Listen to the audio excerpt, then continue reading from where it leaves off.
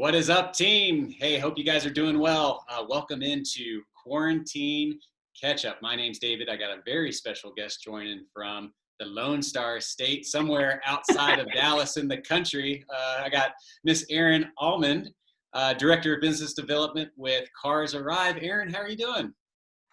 I am lovely, David. How are you today? I'm doing great. The sun is shining.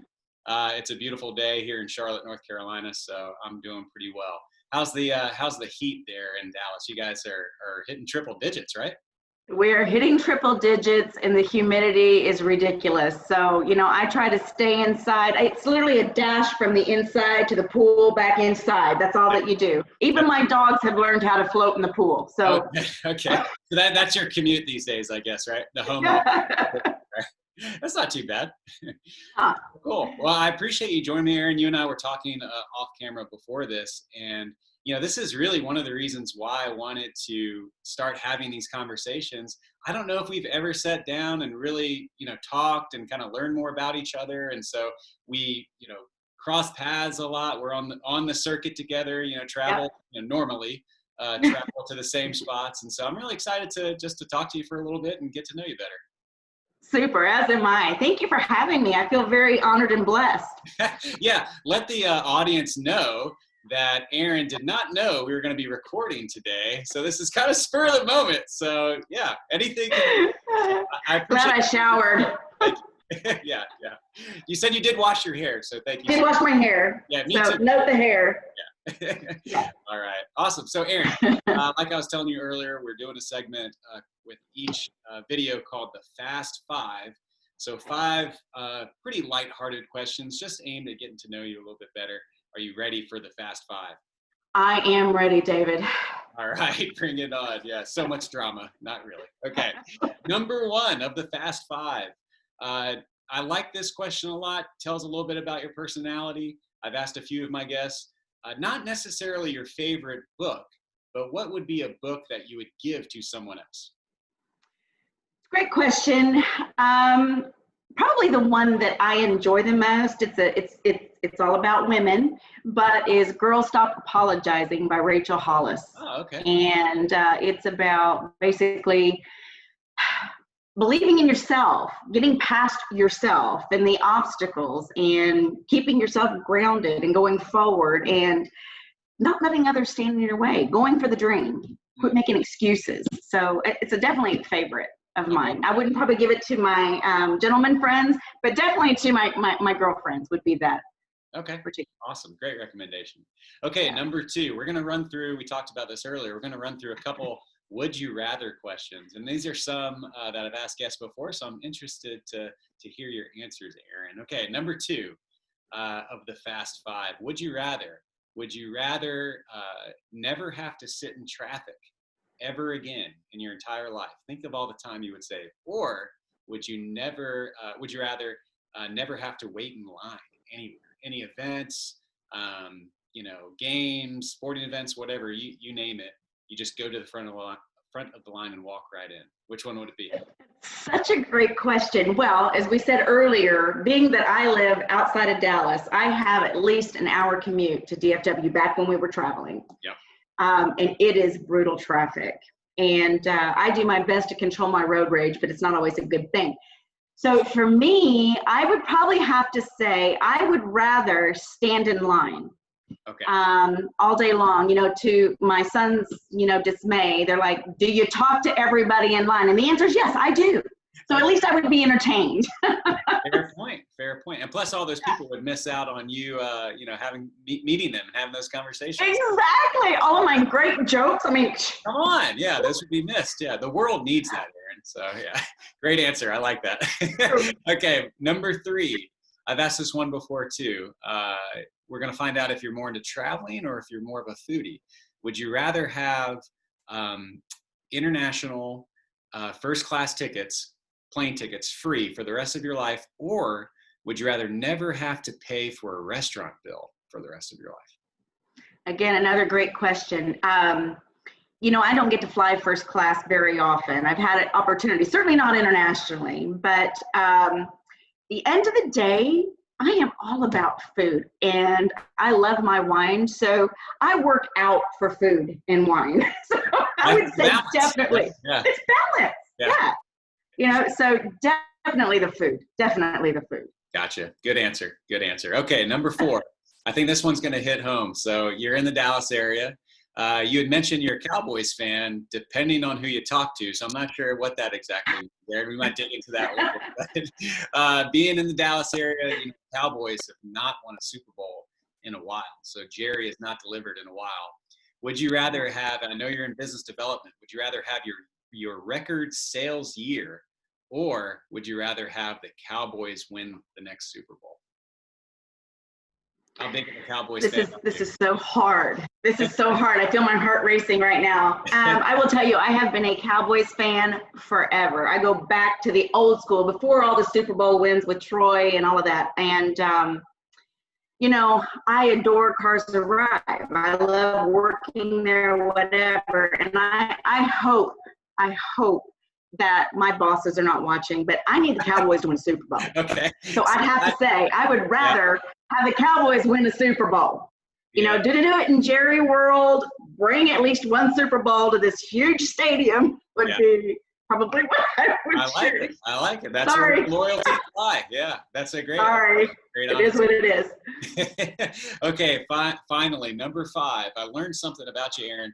We were talking earlier that I was telling you that, I can no longer watch like my dumb, movies that I like to watch in my movies because I'm not traveling. That's where I used to watch it. I was on the plane, right? Some of my guilty pleasures. So you had mentioned that you really like the Marvel and the superhero movies. Not like those. No. So you missed out on watching those too. So, okay, last question for you. Number 5. This is a 2-parter. Okay, so I'm ready. What's your favorite Marvel movie? And then 2, it could be the same answer, it could be a different answer. If you had to pick a superpower of one of the superheroes in the Marvel universe, what would that be? So favorite movie and then superpower. So, okay. So I would probably say of all the Marvel movies, it's so hard because I have so many of them that are my favorite. Matter of fact, we joke around here. I tell my husband that I have 3 loves that are all named Chris Evans, Chris Hemsworth, and Chris Pratt. Right. Whole different story. But the Avengers, the Infinity War, the 2-parter, definitely my favorite. Both of them. Thor is my main Marvel hero for a number of reasons. He's pure heart and he's got great biceps. Okay. He's got a great character. Yeah. Great character. I'm sure of it. But I think that if I had the superpower, what would that be? You know what? I mean, honestly, this is going to sound so dorky, so don't judge. But Chris Evans, when he plays Captain America, it's that pure heart. He always knows the right way to go. He's always doing the right things. That would be my superpower, I would think, maybe. Okay, I like it. So you would, I don't know if you remember in the first Captain America, remember before he got his powers, he jumped on a grenade for his and it ended up being a fake grenade. But so you would want that to be able to jump on a grenade. Yes, I would want that. And all my friends would be happy for that. But yes, I would do that. I like it. That's a good answer. Awesome, Erin. Well, that was the Fast 5. Thanks for indulging me. I appreciate it. That was awesome. So yeah, just really wanted, to take this as an opportunity to get to know you a little bit better, Erin, and then, talk about your journey through global mobility, through relocation. And I always think it's super interesting, kind of the route that people got to relocation, just because we were talking earlier, there's no major in college for relocation or global mobility. No. It's really interesting how folks kind of find their way to this industry, not only find their way, but then stick with it and stay in it. Absolutely. Is it okay with you? Can we kind of start from the beginning, like, where you were born and kind of where you grew up and all that good stuff? Yeah, so absolutely. So contrary to what people may believe, I'm originally from Ohio. Oh, what part? So I was born and raised in Salina, Ohio, until I was about 14 years old. And at the time, my stepfather, back in the day, we called it GTE. It was my first exposure to relocation. So they said, hey, we have a great opportunity for you in Texas. So my parents decided that that was fabulous. Let's do that. So they moved me from a town where, again, all the way through junior high, same school, same friends, all of those things. So I always have a child's perspective when I think about relocation. But to this little bitty town in Texas called Seymour, Texas, which is really close to the Oklahoma border. So there was a population, David, of probably, I'm being generous when I say 4,000 people. I graduated high school with a class of 36. Wow. No joke. Wow. I was devastated when we first moved there. There was no movie theaters, no malls, no anything. And the only thing that was life-saving is that there were cute boys there. So I decided, hey, this is okay. Not so bad. Maybe I can work this out. Okay. So, so was it like so you moved when you were 14, is that right? Yeah. That's super interesting. My wife actually moved from Southern California to Texas, to the Houston area, the Woodlands, but when she was 15 as well. And so, I mean, what a pivotal time. It's a game changer. Girl. Yeah, exactly. For a teenager. Yeah. And just kind of coming into your own and, socially and friends and all that stuff. Was it just like a total culture shock for you, It really, especially it really was. Sure. It really was because, there's bad, good, or indifferent. There's a way of life that you get used to. And I think to me specifically, those teenage years where, you had a level of, for me at least anyway, I had a level of confidence. I was going into my freshman year of high school and, you're in the gymnastics group and you've already made the cheer squad and do they even say cheer squad anymore? I don't know if they say that anymore. I don't want to date myself, but you do those things.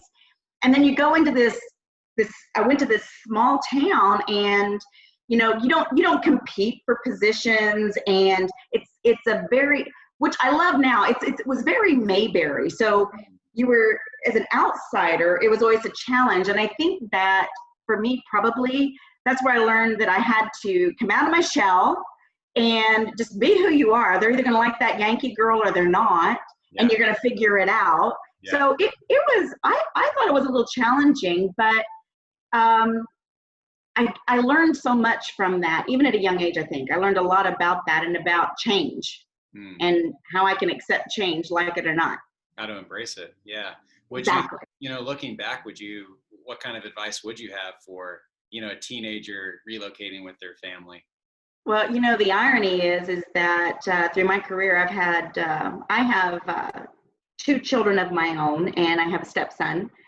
And I moved my sons, the oldest one about the same age I was, from Texas for an opportunity to a little town in Wisconsin. So the thing that I told him is that, this is going to build great character. Yeah. And you need to embrace it. And that, again, I think one of my things has always been being uncomfortable challenges us to grow. Yeah. And, you need to get to know people and you need to embrace the experiences and try to find the positive, no matter what environment you're in. It's not always easy. Yeah. And there's going to be times that it's a big challenge. And so at the time it was just the 2 boys and myself. So, we stayed tight knit, and he really thrived. My younger son, he was like, listen, you get cookies at the end of the day, who cares? I can work it out, right? Yeah. But the oldest one really did pretty well, and I think that's carried through for him in his lifetime, and allowed him to do things that maybe he thought he wasn't able to do as a result of that.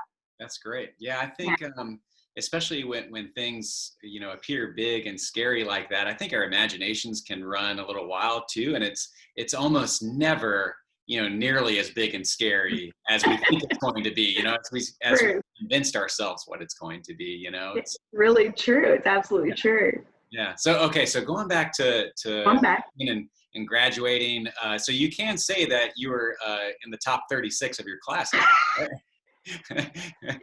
Ironically enough, I still wasn't valedictorian, but I was at least in the top 10% of my class. There you go. Awesome. That's great. So it is what it is.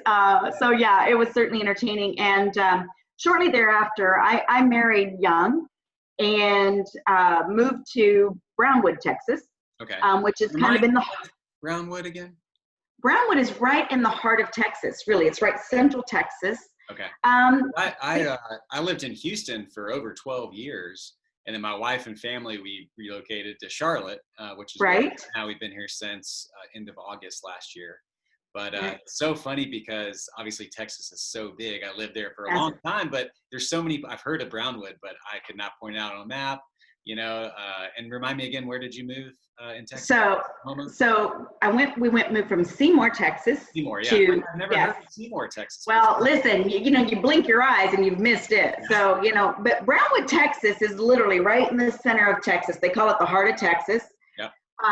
I was excited because population there was about 15,000 people. So big city. I mean, huge, So, yeah, right. So young mother, was lucky enough to, as I was doing that, also kind of putting myself through college at a little college called Howard Payne University, doing bits and pieces, raising kids and doing what you can do. But I've always had a love for people and enjoy being around people.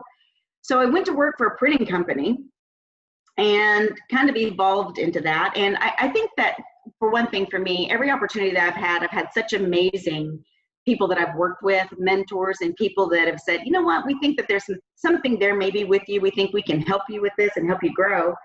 And there was a manager there that I worked for that, was really great about saying, hey, so here's your strengths. Let's focus on these. And these are not necessarily so much your strengths. So maybe don't focus on those as much. But I found this love of people and service.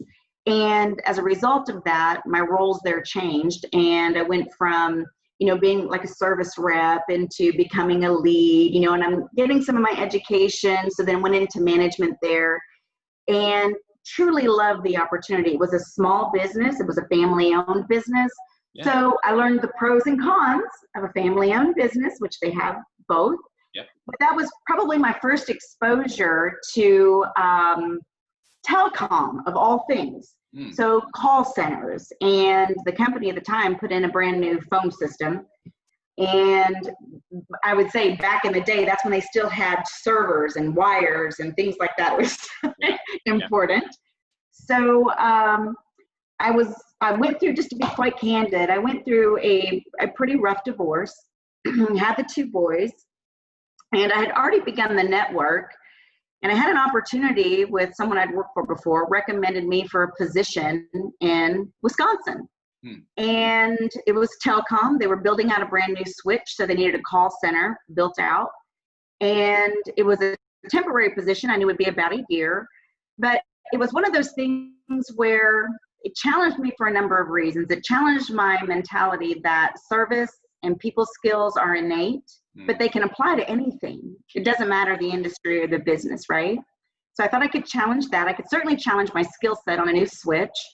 But the flip side is to move from Texas with my 2 sons, and I'll just say this, in a lump sum move, we'll leave it at that. Okay, and we can challenge my ability to drive a U-Haul much later. Yeah. That might be a cocktail kind of discussion. But decided to take that job, and the job was actually it's very interesting to me anyway. It's a company called Prairie Nursery. So a gentleman there named Neil DeBall, he is an ecologist and from Houston. So he and I kind of clicked. Yeah. But his whole concept was bringing nature back to the country. So he had a little nursery really in Westfield, Wisconsin. But he would go out to corporations and he would build up their lots with all these native prairie flowers and plants. So the idea was that a call center needed to be built, that you would have not just those kind of opportunities, but for the general public, you could have someone like me. And anybody that knows me knows my family always sends fake plants because I can't keep anything alive. So you had to take someone like myself and have them work with an ecologist to figure out zones and what should they plant and what have you. So I spent a year in Wisconsin doing just that, building it out. Did you go through a winter in Wisconsin? In Wisconsin. Did you go through a winter there? David, yes. It was Would you rather, I think I know the answer, but would you rather go through a Texas summer or a Wisconsin winter? Texas summer every single time. I was just going to say, when I first moved to Houston, someone asked me that, and I was just like, in North Carolina, I moved from North Carolina to Houston. North Carolina gets hot in the summer. You know, it's going to reach 90 today here, but it's just not the same as Houston. Yeah, like, it's the humidity is just crazy. And so someone asked me that, you know, would I rather go through a Texas summer or, you know, a Midwestern, Northeastern winter? I was like, gosh, I don't know. And their answer was pretty good. They said, well, you know, you don't have to shovel heat. I said, okay, yeah, that's pretty solid. It's a true story. Well, I will tell you, the first time it snowed there, and again, Texans are not notorious for driving in ice or snow. We just don't deal with it. And clearly, if we want to go back to the Jerry world, we're not equipped to deal with ice either. We don't do a very good job at it, right? Right. So in my infinite wisdom, you know, back in the day, that's when, see, I hate to say all this, it's going to date me so bad, but it was in the middle 90s, but I had this just really cute little T-Bird, and I didn't have snow tires. Again, I didn't even have the knowledge to think about it, right? So the nursery was probably a good 40 miles away. So got the boys off to school, everything was great. I was headed to work. I hit a patch of ice, and the car turned several times and perfectly landed between like two posts, but in a snow pile where the snow came up past the windows. Oh my gosh. I was devastated, right? Welcome to Wisconsin. So, you know, they pull me out. I'm calling my boss, and I'm like, this is unacceptable. Who deals with the snow? You know, all I have in my car is a water bottle, because that's all I really need in Texas. So I go to work the next day. The guys come out. They load sandbags down in my car. They've got a big orange ball on the antenna. You know, they've got snacks and candles, and they're like, welcome to Wisconsin. Wow. Here's your welcome kit. Yeah. Here's your welcome kit. Your welcome / survival kit. Yeah, absolutely. So the best, you know, a great opportunity, I think, to work there. Again, I was very fortunate to have that opportunity, and it took me completely outside of my comfort zone, proved a lot of things to myself. One, that I was capable, that I could do it, and the confidence to say, okay, I've conquered this, now what do we do? So again, that same network back in the printing industry reached out to me and said, so we have an opportunity for you with a company called Ennis Business Forms. And Ennis Business Forms, publicly held business, again, I'm going to date myself, but back when paper was still relevant, which now in the printing industry, it's really not anymore.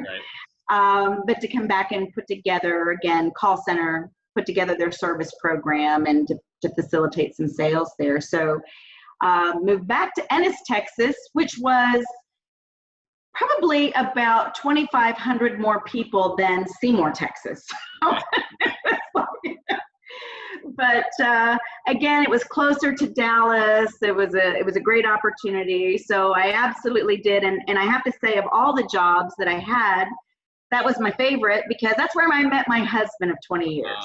Awesome. Yeah. So, and, you know, I've always, at work, and, you know, they frown on that, I'm sure, but it was really funny because Seymour, Texas, and again, as you probably know, or your wife would know, is that you got this whole cowboy thing going on. And it's not really urban cowboy, contrary to popular belief.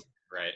But, you know, I was just like, oh, you know, I'm really not into that cowboy kind of thing, you know, what have you. I'm more about, you know, I like athletes and things like that. So my husband comes to work, and he was running the press room. So I had all the servicing, sales side of it, and he had to execute what I did, which has served well in our marriage.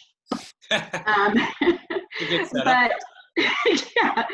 So the first time I met him, he walks up the stairs, and I take a look at him, and he's in what I call full cowboy gear. I mean, boots, starched jeans, belt buckle, big hat, whatever.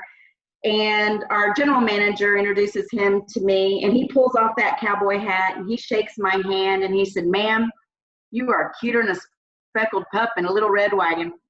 I thought, who are you? That is awesome. That is awesome. Chivalry is not dead. It's not dead. So, but no, so it's same thing, you know, putting call centers together there at NS Business Forms, and same kind of concept. And decided that I needed to move on to something. I needed something a little bigger, you know, even though it was a public company, and the business was struggling per se, because you're moving away from printing. Right. You know, everything was going more digital. So I took a job with a company called Dependable Auto Shippers. Sure. And I remember thinking in my mind as I went up there that who moves cars? Yeah. And how did that opportunity come up? Did you just find? I applied for it. I had a recruiter, and the recruiter knew that I had a telecom experience and had service experience, and Dependable Auto Shippers was in the process. They had facilities that they owned across the country. Each of them had independent switches. So they were trying to buy this system to bring everything together, and then they wanted to build out a call center environment.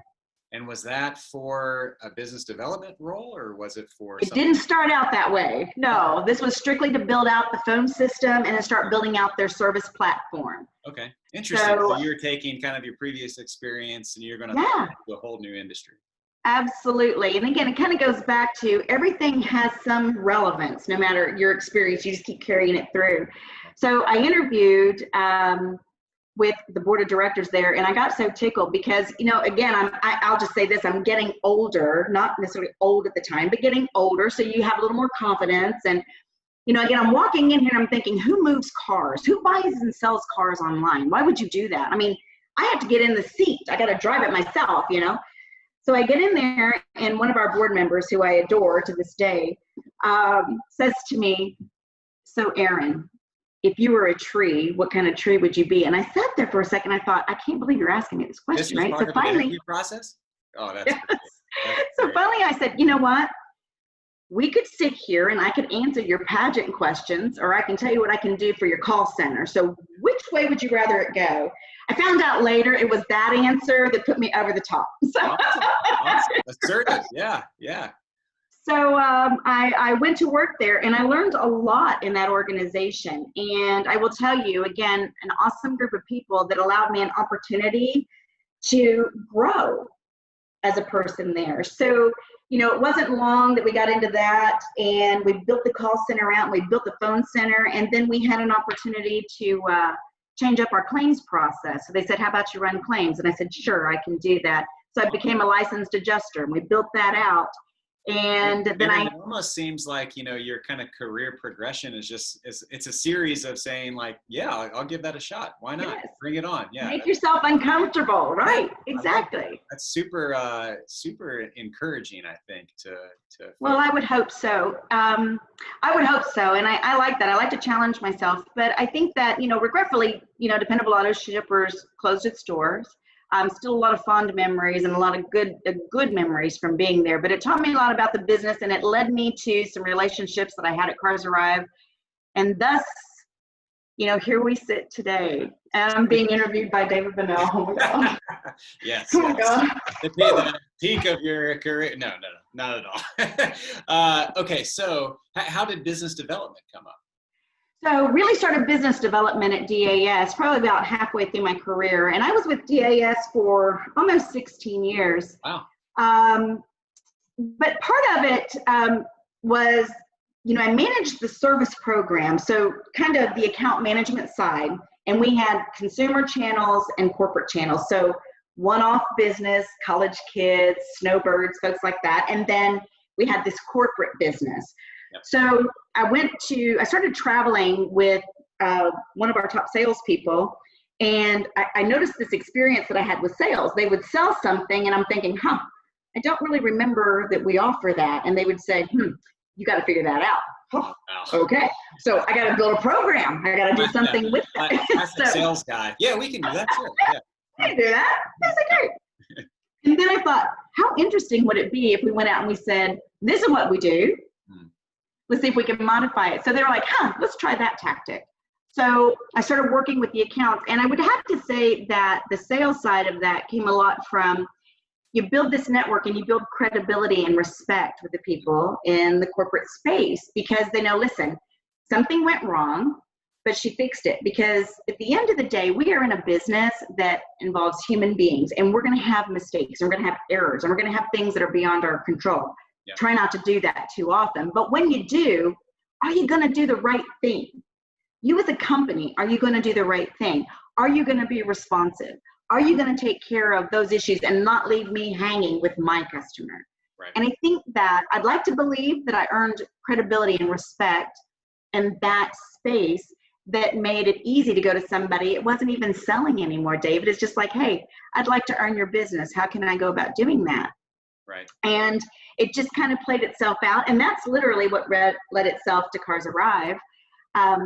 Initially, my role with them was straight business development. And about a year into that, they said, you know, we realize that you've got some experience in programs. Granted, DAS owned trucks, and Cars Arrive is a straight brokered environment.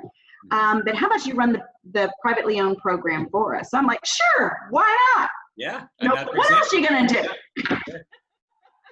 That's great. That's great. Oh, yeah. What was that transition like from going to, and I'm not sure, you know, if you find this similar or not, but, you know, in our organization, you know, I lead, you know, our sales organization for Transportation Worldwide, and pretty much everyone else in the company, it's basically you have a file, and the file gets put on your desk. You do a task on the file, you move it. You have another file, and that's kind of your workflow, right? Absolutely. You know, when I first started out with my company over 13 years ago now, I had an empty desk, right? And so I had to like create work for myself. It's like, well, shoot, okay, who am I going to call? What research? What can I do? So what was that similar for you? You know, what was that process like as far as, you know, your workflow? Well, I will say, I don't know that I ever had to get into that quite to that extent. I think earlier on at DAS, I think that they tested me with what I would call a cold call environment. And it was more cold call for me because I had no real experience with the network.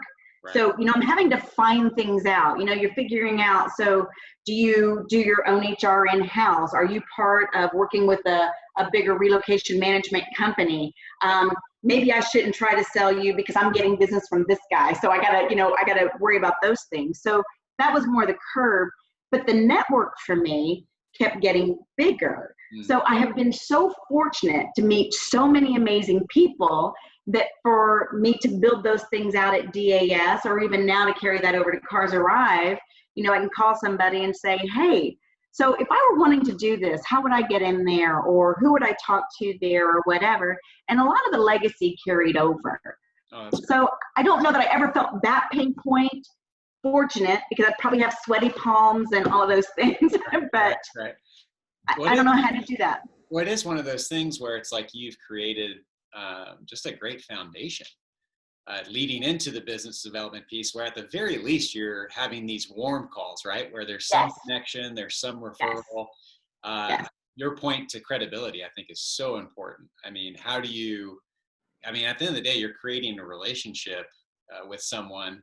And, you know, how do you start that relationship? Right. How do you have credibility? And so that's so important. Right. That's a great way for you to start your sales career. Well, it kind of was what it was, you know, and again, you can kind of see I'm a little bit of I wouldn't say a risk taker. I think my transitions have been conservative, but I don't really want to back away from them either. I like challenge, but at the same time, there was a level of comfort going to Cars Arrive. And I'll tell you, for me, you know, again, coming from a business where, you know, a family-owned business, which again, I have love for both sides of the fence. I really do. Coming from that, though, and seeing some of the challenges that faced or plagued that particular organization, moving to an environment where, you know, you're a $6 billion company, you know, there's no financial concerns. You never have to worry about resources. It's technology driven. Right. And it's a true story. The first conference I did for Cars Arrive was an AMSA conference. And at DAS, you know, we had pop-up displays and things like that. So I show up and I'm ready to go, yoga pants, ponytails. I'm ready to go. I'm going to put together. And my new boss, he goes, what are you doing? I'm like, I'm going to put the booth together. And he goes, we have people. I'm like, what do you mean we have people? And he goes, we have people that do this. And I'm like, really? I'm like, I'm such a princess right now. This is awesome. Yeah. This is awesome. So I just get to work, right? And he's like, yes. So there's been some definite pros and cons, but you know, Car Global, the parent company for us, it's auction based. So, you know, for them, although they're, you know, they've been in the business for a long time and they're a leader in their industry, getting to have this segment where you're dealing with people. It's not a dealership, it's not a bank, it's personal, right? It's their car. So you've got this entirely different model. Was somewhat of a challenge saying, okay, resources have to be different, protocols have to be different, technology must be different. You know, you've got to put those things in place that makes this feel warm and fuzzy. And no disrespect to Car Global, but they don't really care who you are. They care about what's in it for them. That's really what the ultimate is. So they've been very generous. We've been able to build that program out and leverage the strengths of the parent company as we build the programs out. So I have to say, I truly enjoy it. I love the organization, a bunch of great people. And, you know, I will tell you, they continue to challenge me. The consumer side of our program is, and again, I like to speak the young people speak, but it's very digital friendly, right? So you've got all this digital marketing going on, and social media is king, right? And just for the record, my sons are not allowing me on TikTok. I think that's a venue for me. Yeah. No. I've got a personal deal with myself just not to join TikTok. I'm like, and I'm 35. I'm like, I still might be able to do it, but I'm like, no, don't. I think you're the perfect demographic. Yeah. But you know, you go through all of these things, and so the organization said, listen, we want to invest in you. So, you know, I came away from Howard Payne with just basic business degree. So they're allowing me, I'm actually, and again, it's interesting, doing online studies right now with Cornell for marketing and digital marketing. And I'm pretty sure I'm the oldest student there. Okay. And I'm okay with that because I'm kind of hip. Yeah. Or put a hip out, I don't know.